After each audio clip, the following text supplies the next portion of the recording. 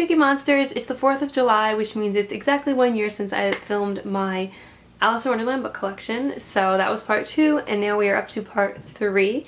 If you don't know what my collection is, I collect books that are either different versions of Alice's Adventures in Wonderland or Through the Looking Glass, or I also collect other works by Lewis Carroll, so it's kind of a Lewis Carroll collection, kind of an Alice collection. I do retellings, I do anything that kind of has to do with Alice, and while I do have some like objects and cute things, for the most part it's books. If you saw my reorganizing my shelves video, you might have seen that I now have basically a full bookshelf dedicated to this collection, whereas before I only had 2 of the shelves. So that's the new development. I'm going to show you guys the entire shelf. For the most part, this is how it's looked for the past 6-9 months or something like that. This time around, I am wearing this Alice in Wonderland scarf because I got it from my friend Jenna. It's really, really cute. I think she got it in like an Owl Crate box or something. And as you can see, it's got the Tim Burton letters and then just different words and paragraphs and obviously the Tenniel illustrations. So thank you, Jenna, because I think it's very cute. So let's get started. I think I have 22 new books to show you, so hopefully we can go through this quickly because my last video was way too long. Okay, so this is the bookshelf that is 99% Alice. As you can see, basically everything on the actual shelves is Alice related. On the top, as you can see, I've got my Playbill collection here and just some other like Harry Potter, Star Wars decorating kind of things there, but everything else is Alice. So I'm going to walk you guys through. If you've seen my collection part 2, you'll see a lot of these things are in that, but this artwork is new. I got this at Comic-Con, and this art and then this like kind of holographic bookmark are from the same artist. So I don't know if you can see, but see how it's like rainbowy in the light. So I stick it in there and try to like see as much of it as possible because I think it's really cute. I don't know the artist's name. I feel bad. I'll put it in the description if I can find it. Then a lot of these little things are the same. I've got a Funko Pop, a plush Funko of the Mad Hatter, the Dormouse, Tsum Tsum, and they're in the little teapot with a picture of the tea party on it. This one is actually new. It's so cute. My sister got it for me from the Disney store. So this is like Post-its, but I'm not going to use them. But yeah, they're obviously little clocks. And then look how cute. The White Rabbit is honestly sometimes one of the cutest. They just, especially like when they like cartoonize him, just so cute. Okay, so and then over here I keep my little copy that I love so much. The little tag I showed last time. This is from the Morgan where I went to an exhibit, and the original first copy of Alice I ever had, and the Alice for the Very Young. And then onto the shelves, this is where I keep really big ones, as you can see on the side, and then in the middle I kind of realized I had a lot of small books that were blue and yellow, so I kind of alternated them. I've got the same little stack over there of Tsum Tsums. Behind that, you can't really see it, but that's my Arc of Heartless.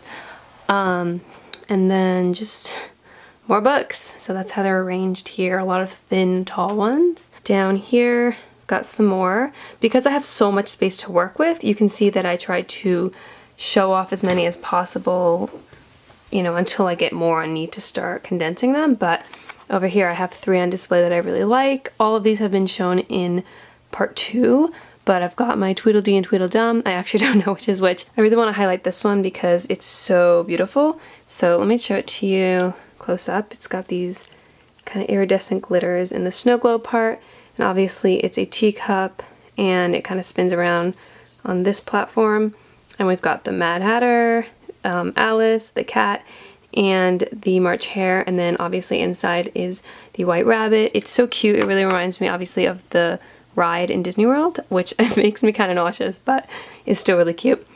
And then over here we've got just that big one I didn't know what to do with, and then most of these are retellings. Okay, and then this is the bottom shelf. As you can see, it's really tall because of that one right over there that just needs a lot of space. And down here I can put a lot of things on display, so I've just got random stacks and just ones standing up that I like to look at. So that one I've mentioned before is one of my favorites. I really love these two, this one also.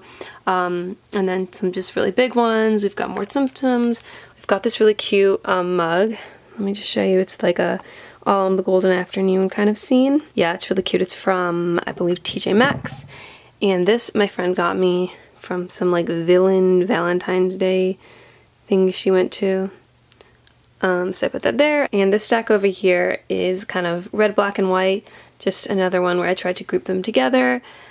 That one's on display, that one's on display. It's a little bit haphazard, but I kind of like it, and I can kind of mess with the space in a way that I probably won't be able to once this fills up.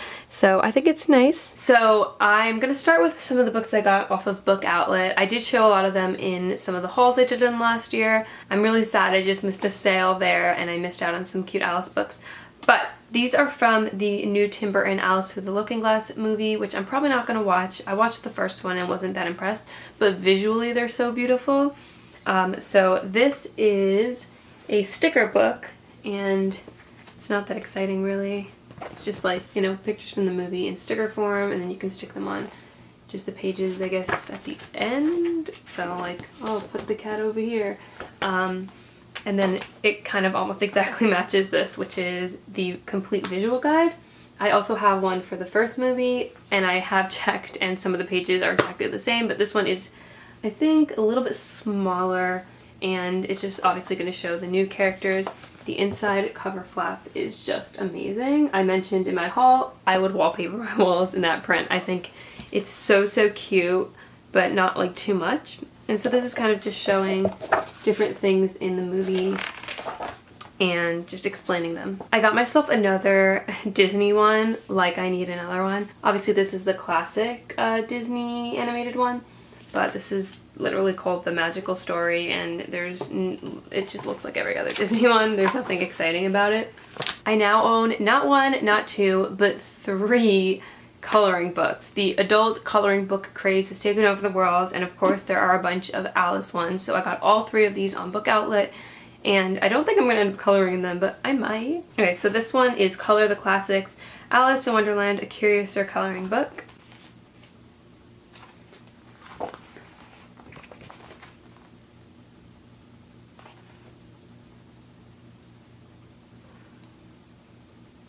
This one's really nice. This is obviously the tea party. Oh, look how pretty her sister is all the way at the beginning. That one's really nice. This one's by Emily Shen, and it's called Wonderland, a coloring book inspired by Alice's adventures. Looks like this. It's got a really nice pastel kind of theme.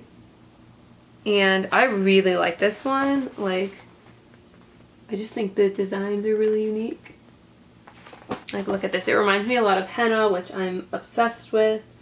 So, this is the croquet game. So this one is Alice in Wonderland, an enchanting coloring book with removable poster. Illustrations by Fabiana Atanzio. And these have much more realistic drawings. But there's a giant poster in the back that I keep meaning to color in and hang up. So I think all of them are just honestly really beautiful. Just like, look how cute. So that's it for the coloring books, but I have a couple more from Book Outlet. This is Alice's Adventures in Wonderland by Allison J. It's literally like a baby book that just teaches you random words. So like share and smile and stuff like that, but it's honestly got really cute illustrations. Let's show some other ones. Look at that. This is the Penguin Classics Deluxe Edition 150th Anniversary one, and I really, really like it. Inside, I believe it just has the normal illustrations, but I'm kind of obsessed with this Cheshire Cat photo, and then this on the back. Inside, yeah, it's the same, but I do really like deckled edges. I've found out recently that people hate them, and who are those people? Because I love them. And I think these terrifying cards on the inside cover flap are kind of amazing. I also got this mini classics, Alice's Adventures in Wonderland and Through the Looking Glass, illustrated by Martina Peluso and Miles Kelly. So it comes in this box, and you gotta slide it out, and that's this. So that's the book. So let's find some cute illustrations. I really like how at the beginning of each chapter they have a cute introduction card thing page. And these illustrations are just amazing. And I don't have too many illustrated Through the Looking Glasses, so that's good. Let's find one from the first book. I mean, this is wonderful. So that one's also from Book Outlet. This is a really, really great Book Outlet find. Every time I found it, I would want to order it, and then it would be sold out. and I finally got it on a sale at Book Outlet, and I'm really happy. I already own it, but it's the annotated Alice, and the one I own is like just a regular book, but they reprinted it for a deluxe edition once, and then they reprinted it again for 150th anniversary deluxe edition, so I don't have the in-between one, but I do have this 150th anniversary one, which is pretty awesome. So like the regular book, it just shows the original text, and then on the side there's a lot of commentary. There's some really, really awesome illustrations in here as well. The one on your left is the Tenniel, and then on the right is another illustration. Oh, I didn't even know this. This is cool. The first appearance of Tenniel's Alice on the cover of a Punch compendium in June 1864, a year and a half before the publication of Wonderland. So this is really cool.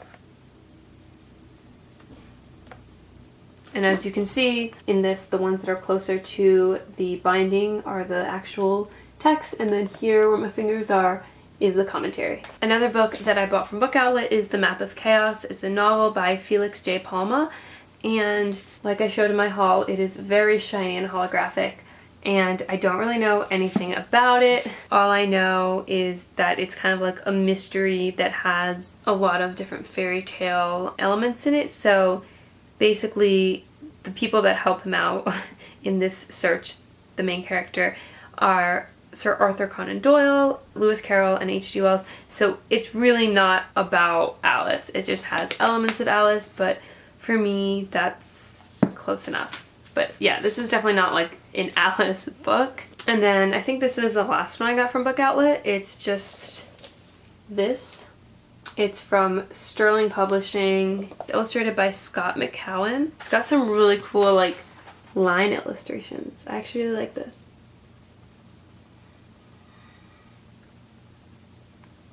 That's Bill. So that's it for all the books I got from Book Outlet. I have one from Target. It's just a finished copy of Heartless by Marissa Meyer. I haven't read it yet. I need to. I'm sorry. But I showed the ARC last time. And now I have a bunch from Traveling and 2 from A Secret Santa. So let's start with those. So the first one is from Macmillan, and I'm pretty sure it's a 150th one, but maybe not. It's like a UK version. I'm not sure if it's easy to find in the US. I mean, you can get it on the Book Depository. And then this one is from Usborne Young Reading, illustrated by Mauro Evangelista. And it's got really, really cute illustrations. The Macmillan one I just showed just has Tenniel ones. So these are just really sweet illustrations, very soft and cute. And now on to the books that I got when I have been traveling. So the first one I got was from Sweden. When traveling, you really don't want to get too many like heavy books, obviously, because you need to bring them around with you. But this one was perfect. I am obsessed with this little like Shakespearean white rabbit. It's just so cute. And so my thing is I try to get one in each country in its language. So this is obviously in Swedish, and I cannot speak Swedish, so it's more like to have. But it wasn't that expensive. It doesn't have any illustrations, but I just love the cover illustration, and I think it's cute, and a little pocketbook, and I don't know, maybe one day I'll learn Swedish, who knows. And then I just went traveling recently, and I ended up buying 6. Well, one of them's in English. I meant to not buy that one, but I told myself 1 per country. So the first country I was in was Portugal, and I went to this really cute bookstore that has like a bike flying over. I can't remember what it's called anymore, but I'll put it on the screen. The bookstore. And what's interesting is I bought this one that's called Wonder Porto. The text is by Adelina Carvalho, and the illustration is by Katia Vidinas, and it's a Porto guide and activity book. But like, I wasn't in Porto, I was in Lisbon, so yeah, it's really random, but it was super thin and light, and I thought that would be perfect for my first stop, not to get anything like too heavy. So a lot of it has to just do with Porto, and then randomly it will just have like Alice in it. So for example, like this, and I jump 9 times and I am by Casa da Musica. If you knew time as well as I do, said the Hatter, you wouldn't talk about him. You would talk with him. You would talk with him. I dare say you have never did do that, said the Hatter. Perhaps not. I only know how to beat time. It doesn't really make any sense, but then like this side obviously is in Portuguese, and then there's just like basically activities that you are supposed to do, I guess, if you're in Porto, which I wasn't. Then there's just like random text from Alice in Wonderland. So it's really random, but some of the illustrations are just really cute anyway.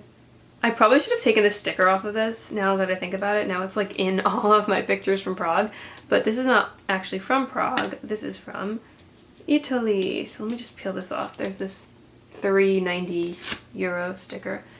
Darn it! Places that put sticky stickers on their books need to stop. But yeah, this was a really cheap one, and I got this one in Florence, and they had so many options, but I told myself to get the cheap one. So this one has normal 10 illustrations, but the cover is different, obviously, and I think it's cute. It's got like a, you know, like a puffy cover, if you know what I'm saying. Okay, and then in Prague, I bought this one, which was honestly way too heavy. I don't speak Czech. I'm not gonna try it. But this is so cool with these like kind of creepy silhouettes on it. I'm just super into that. And then on the other side, you've got the Queen. The illustrations are so creepy, but they're so good. And it honestly, like, to me, it fits with like Prague, which is kind of into creepy things. Like, I don't even know what that is. This font right here is the one from the Tim Burton movie, so it's actually really interesting.